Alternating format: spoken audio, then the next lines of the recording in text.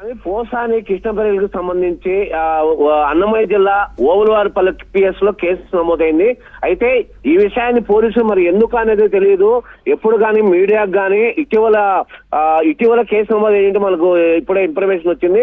ఎందుకంటే ఇప్పుడు పోలీసులు అక్కడికి వచ్చి పోసాన్ని అరెస్ట్ చేసిన తర్వాత మనకు పలాని చోట పలాని పిఎస్ లో ఓవులవారిపల్లి పిఎస్ లో కేసు నమోదైంది అనేది సమాచారం వచ్చింది. అయితే ఇంతవరకు చాలా రహస్యంగా దీన్ని ఉన్నట్లు ఉంది.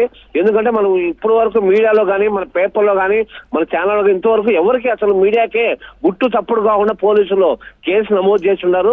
అసలు ఎవరు కంప్లైంట్ ఇచ్చారు, దేనికి కంప్లైంట్ ఇచ్చారు, ఓలువారిపల్లిలో ఎందుకు చేశారు, అది ఒక చిన్న మండలం, ఇది రైల్వే కోర్టు కాన్స్టిట్యున్సీ పరిధిలో వస్తుంది అన్నమయ్య జిల్లా.